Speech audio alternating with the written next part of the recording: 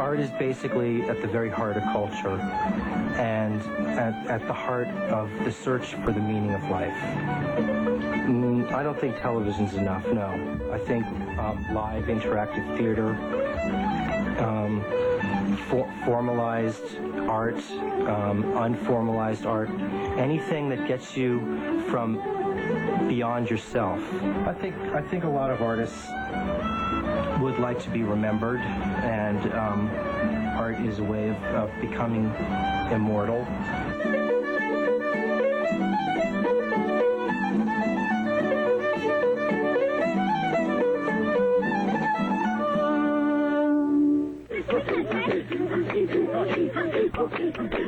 We tend to think of the arts as a realm apart, for the privileged. But the arts are everywhere. They belong to everyone. For the nomadic Kung bands in Africa, dances bring the people together to renew friendships, to celebrate their world.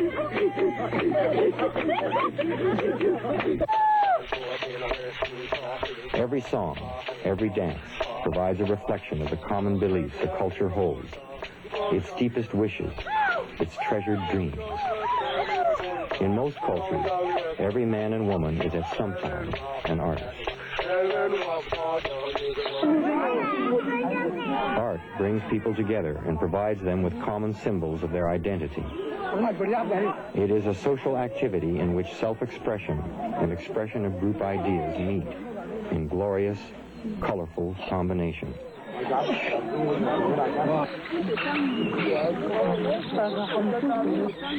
Art is part of the everyday world as things that we use, or things that can even become part of us.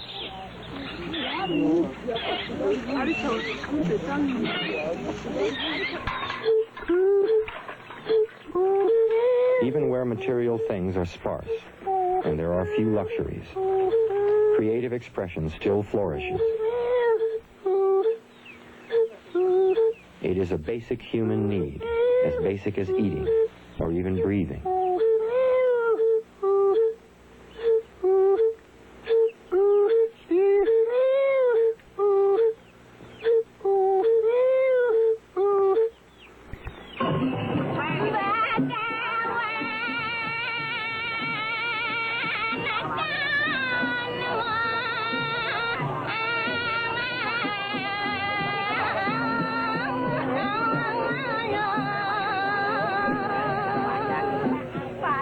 Communicates to us through symbols, through gestures, through sound.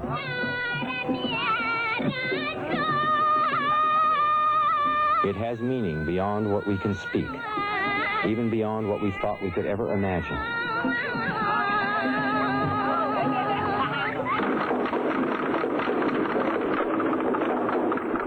Art takes as many different forms as the imagination itself and can serve a variety of purposes.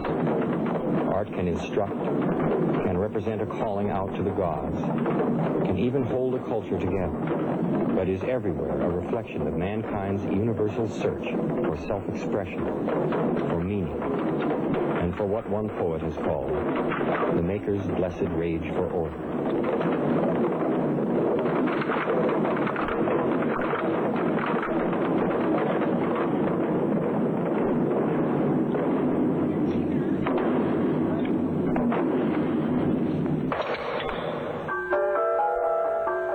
When a culture dies, all that remains are the objects it has created.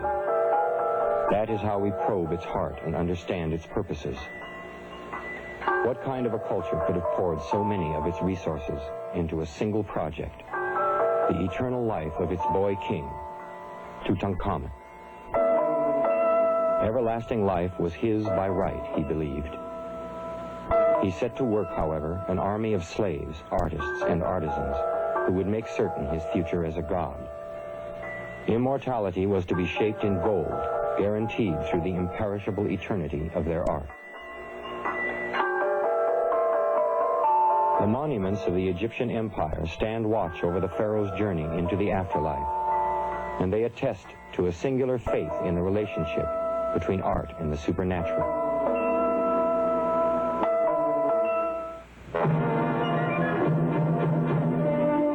When Tutankhamun's tomb was discovered in 1922 by Howard Carter and Lord Carverton. It had a shattering effect on the world's imagination.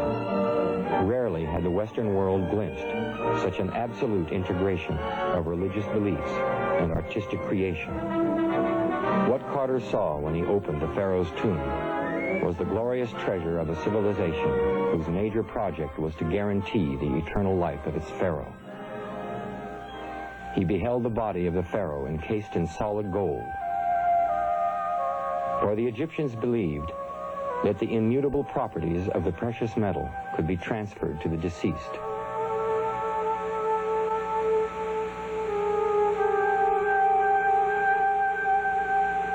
Just as the gold itself would never change, neither would the man whose image it embodied.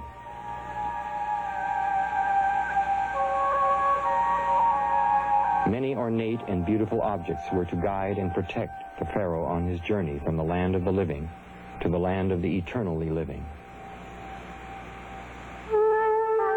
The pharaoh's body was found covered with jewelry, not only for adornment, but for a specific magical purpose. Jewelry has for centuries acted to protect fragile human beings from unseen evil forces that seek to enter the body and gain control over the soul of the person. Archaeologists found this gold shrine protected by 4 goddesses. Inside were the dead king's viscera. The goddess Selket is here accompanied by the deadly scorpion. No longer a protectress, she seems, here in the museum, to be only a beautiful object without a purpose.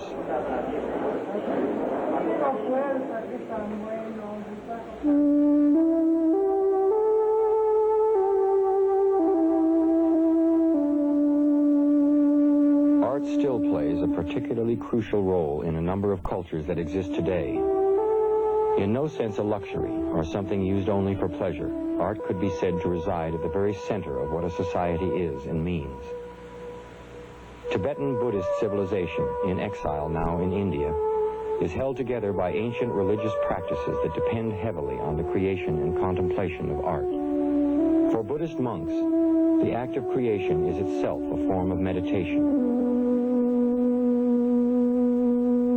Both the beautiful and the terrifying demons and gods that appear in Buddhist art are seen as forces that exist in our minds. One may encounter these forces on the journey from this life to the after-death plane.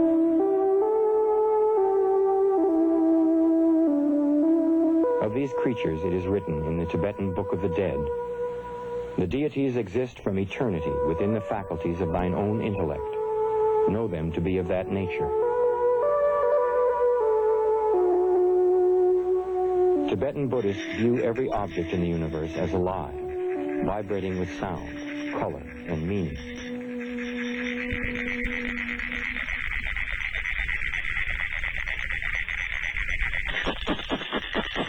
The creation of a mandala, another meditative act, is also the recreation of the extraordinary vitality and beauty of this universe.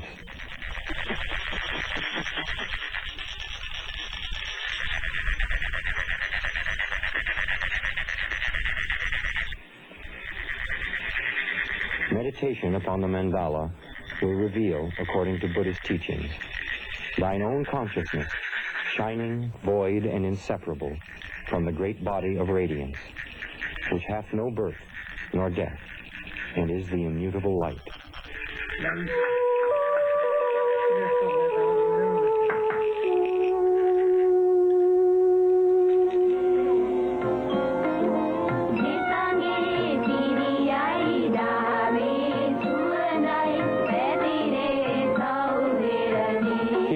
Sri Lanka, another Buddhist culture, it is the most sacred and special holiday, Vesak. It is a day of triple blessings, and the people celebrate it by making offerings of light.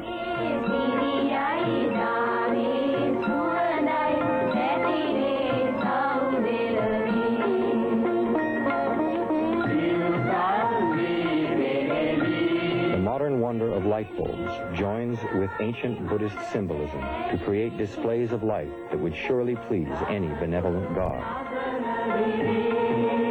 Vesak, this first full moon day in May, is the day of Lord Buddha's birth, the day he attained enlightenment, and the day he entered nirvana.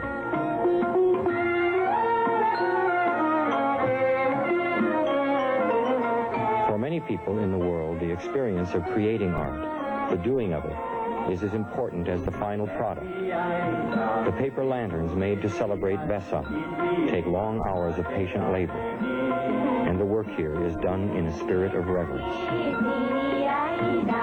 Much art in the world grows out of both communal and sacred impulses. It binds the people and the gods together in the beautiful harmony of creation.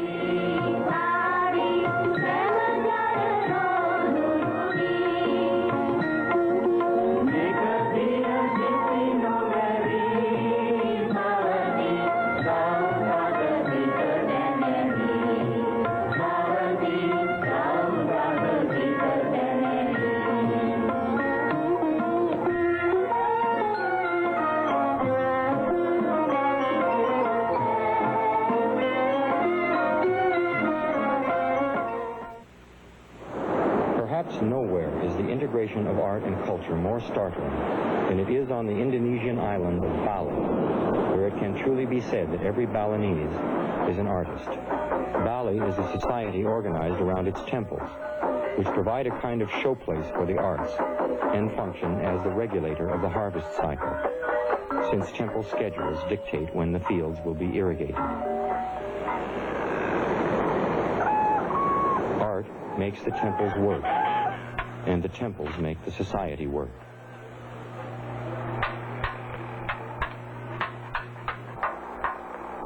These temple sculptures are not just a thing apart, pieces of stone.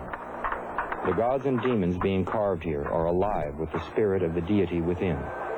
The god is here recreated.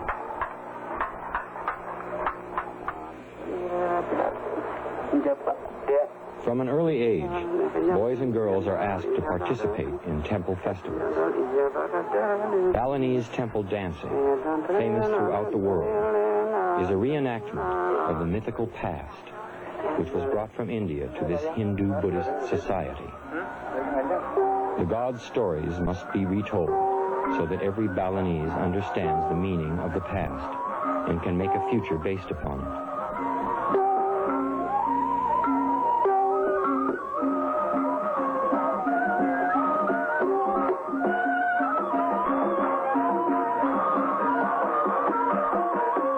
In these dance performances, the gods and demons are portrayed in their involvement with the everyday affairs of the Balinese.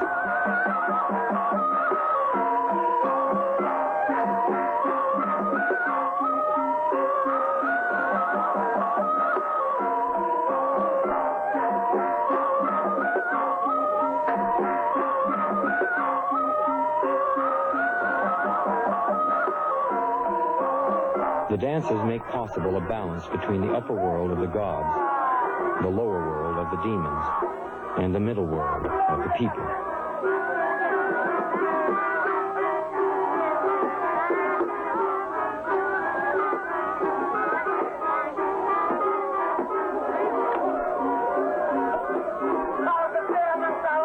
The myth being reenacted today is something like our story of the Princess and the Frog.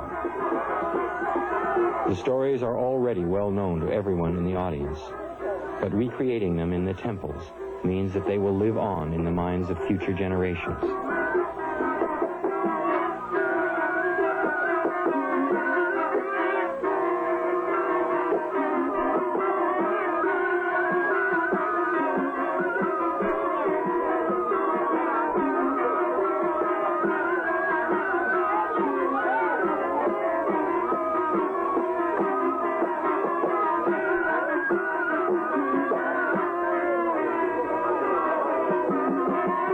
In Bali, then, dance becomes a kind of living book of history and a means to guarantee the perpetuation of Balinese values and ideals.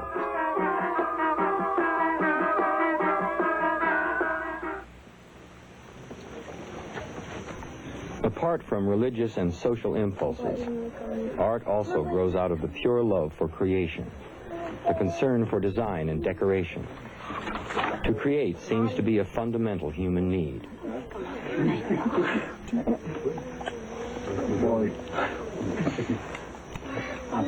Perhaps the first art form ever practiced, and one of the most universal, is the art of body painting. How better to experiment with our creative impulses than upon ourselves? Macronotee women who live in southern Amazonia paint their children with pigments made of crushed gemmy papo fruit, fish oil, and ash. Every day for 6 weeks during yearly celebrations, the mother works to perfect her design. At the end of each day, the paint is washed away, only to be reapplied the next day as the mother improves upon her original conception. At last, the design is complete, the little girl a perfect image of her mother's thought.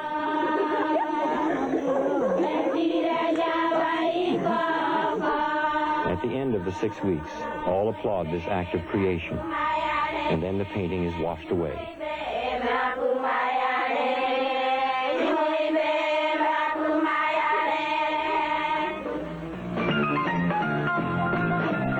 The decoration of the body is a creative impulse that is shared the world over, and perhaps best known to us through the art of tattoo.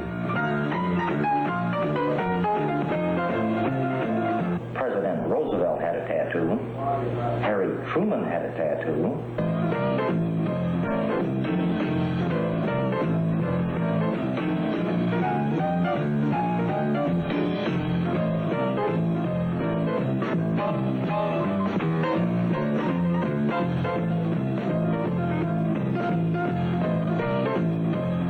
We call ourselves professionals because that's what we are, you know, just really professional artists. We happen to be doing tattooing instead of painting, I guess, is about the major difference. People that are into modern primitive kind of things, tattooing, piercing, scarification, any kind of ritual scarification, they're all trying to initiate themselves by getting my own piercings, that I've, you know, come to new realizations about myself and what my body can do and what my body is for. The body is basically a canvas that you can do pretty much whatever you want. I mean, other religions will say, no, don't touch the body. The body is sacred. Well, in just the same way, the body is sacred when you put tattoos, when you put magical marks on you, and you make yourself a more magical being. I am Pierso the Clown. Don't like to let a lot of people know this, but yeah, it's me. Oh, I don't know what he gave at the artist. Sorry. What a wonderful book you have. Hi, honey. How are you? Hi, kids. It's Pierso the Clown. It is Pierso the Clown. Yes. That's what I thought. You know, a lot of couples these days aren't going and getting a diamond ring. They're forgoing the diamond ring thing because, why, that's just supporting GTE and Bards of London. And what they're going out and doing is they're going to their favorite piercing parlors and they're getting a piercing together. And this bond of togetherness is bringing them closer, and they can finally find out what marriage is all about. Pain. Well, my idea with Pierso is to create a character that is interactive with people, that is about being a modern primitive, but also to give humor back to it, because a lot of people are very serious about piercing. This is your mind. And this is a skewer going through your mind. This is a very sharp blade. Mr. Sprinkles can attest to this. It's sharp, isn't it, Mr. Sprinkles? Yes. Oh. Oh. Ah. There you go.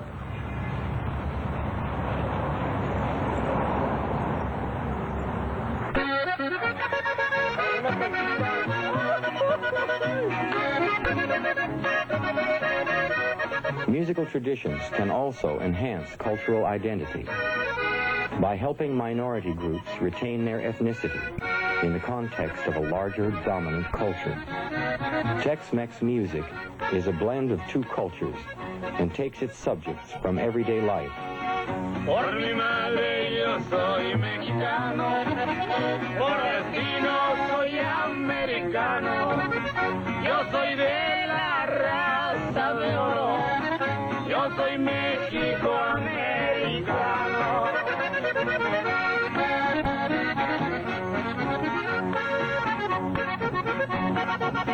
Yo te comprendo el inglés, también te hablo en castellano.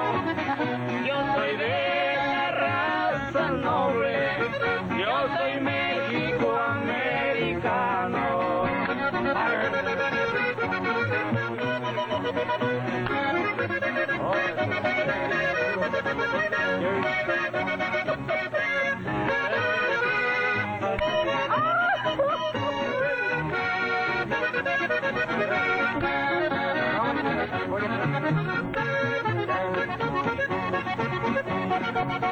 Zacatecas a Minnesota, de Tijuana a Nueva York, dos países son mi tierra, los defiendo con mi honor.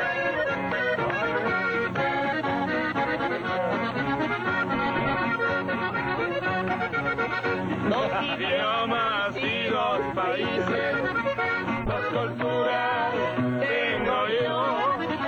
En mi suerte tengo orgullo, porque así lo manda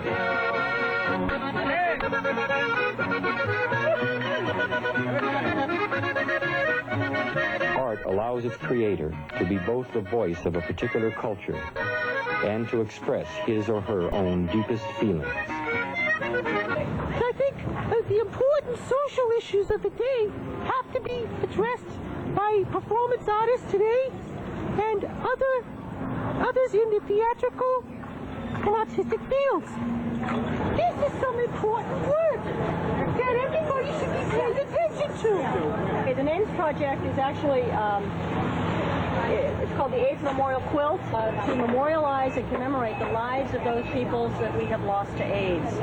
The quilt is made by friends, lovers, families. It signifies for a lot of us what the quilt is when you look at a quilt display, thousands and thousands of 3-foot by 6-foot panels honoring people that have died of AIDS. You certainly cannot walk away unchanged.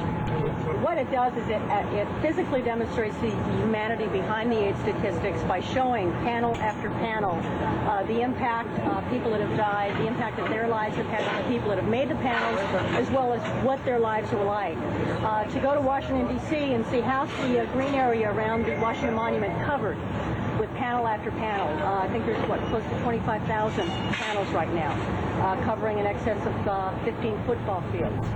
When you see the AIDS quilt laid out onto the ground, you see how many people have died. And when you see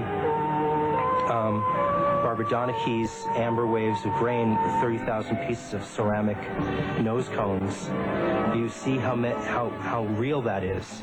And you see, how many there really are.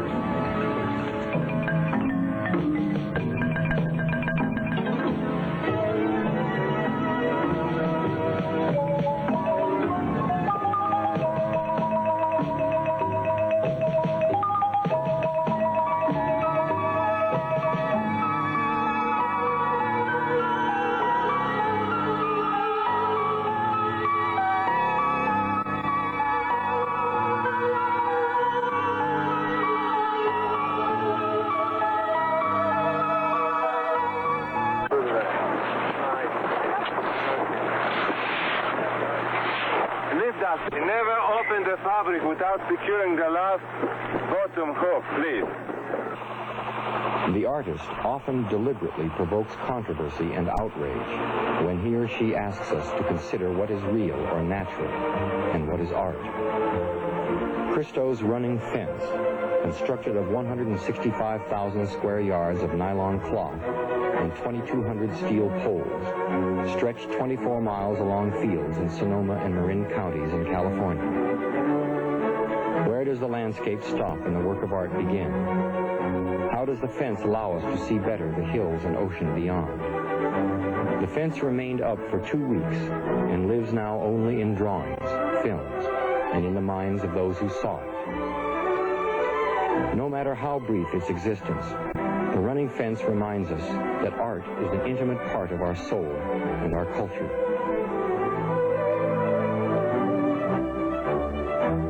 In the words of the poet John Keats, a thing of beauty is a joy forever.